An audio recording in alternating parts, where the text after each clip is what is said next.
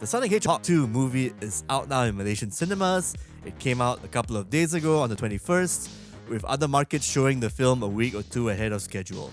The show has grossed over US 246 million worldwide since its early 8th April release. International numbers are US 112 million as we speak. I guess Sonic the Hedgehog 2 is like the best video game movie in terms of box office numbers right now as we speak. Sega are planning on bringing back two of its franchises to create a quote-unquote super game that is kind of like a Fortnite style game, like in terms of free to play. The two IPs they're going to bring back are Jet Set Radio and Crazy Taxi.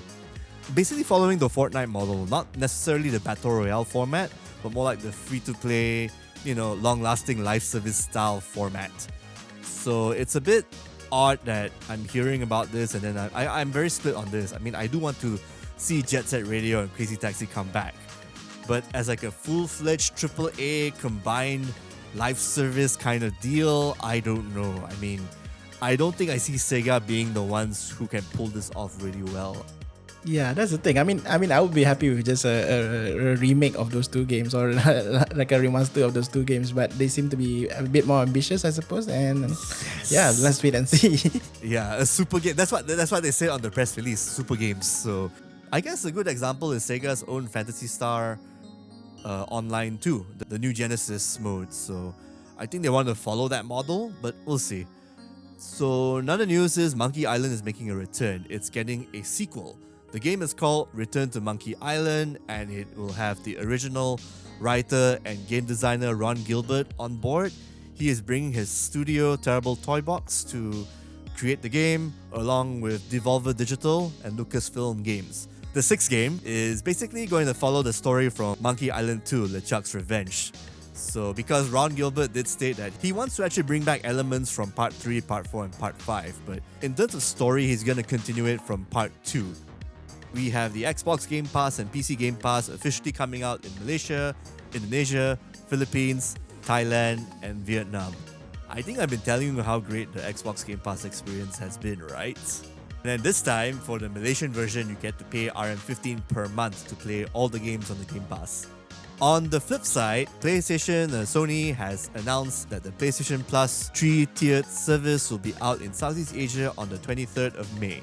The service itself offers free games, not new launch games mind you, free games and classic games from the PlayStation library from 1, 2 and even the PlayStation 3. So the highest monthly cost for the service is RM50 for the PS Plus premium version. You can actually scale it down to the lowest tier, but at the end of the day, it's not as cheap as the alternative, and you get launch day one games on the other service too. Kingdom Hearts 4 is coming out. It's been announced during the middle of April through a Square Enix showcase. There's no release date, no console or platform announced. It seems pretty early in development, but the gameplay where Sora is fighting against the Heartless with a new haircut and new shoes and whatnot, yeah, it's pretty cool. And I have actually seen live streams of grown men crying to the announcement of Kingdom Hearts 4. So the game has an effect on people, basically, fanboys and fangirls alike. So The franchise is pretty, I guess, well loved, right? yes, it is. Despite how confusing it is, there's a lot of people who like this over Final Fantasy because of the Disney Square Enix mashup, the character designs, and Tetsuya Nomura basically going all out with the artwork and the story. Let him do what he wants, basically. Let him go wild. I mean, as long as he doesn't touch a Final Fantasy game, I'm fine. Lego Star Wars The Skywalker Saga is the game to play with your family and friends. It's a multiplayer experience and offline and everything. Yeah, I had a look at the game and they seem to be, I guess, putting a lot of effort into it as well, right? I mean, you have voiceovers and then literally playing the whole saga in one game. Granted, it's a Lego version, but still.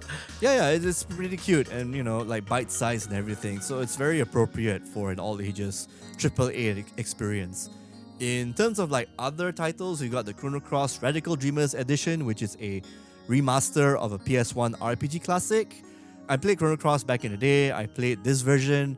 This version is still the great game that you remembered, except it runs like crap. The port actually runs less than 30 frames per second compared to the original. And it also has some compromises in terms of graphics and loading and some little bits here and there. But it's a lazy port, unfortunately. I had to call out Square Enix on this. I've enjoyed the Final Fantasy VI Pixel Remaster a lot because it's done with so much love and care. I don't know why they did this job so poorly with Chrono Cross.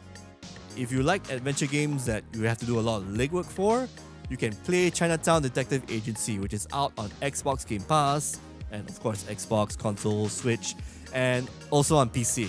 It's a lovely looking 2D pixel art adventure game made by Singaporeans, and it's tuned to the style of Find the Answers Yourself games a la Carmen Sandiego. And it's pretty awesome to actually see Singapore in a video game location context, especially with the Singlish and Malay accents. It's got some great voice acting from local talents like Suling Chan and Stephen Bones, whom you may recognize from the Malaysian hit game No Straight Roads. The game may not be for everyone because you actually have to do a lot of like legwork and whatnot for the game's puzzles and problem solving through googling for solutions outside, like an actual internet sleuth.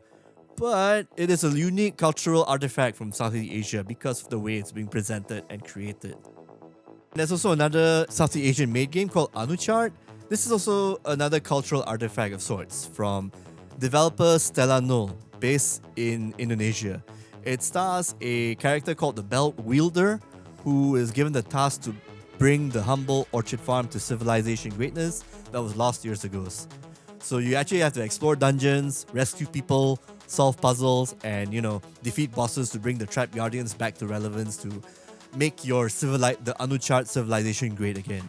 So this game is actually tailored like a quintet trilogy RPG from the 90s, where the actions that you perform and the puzzles that you solve will reflect upon the village that you stay in.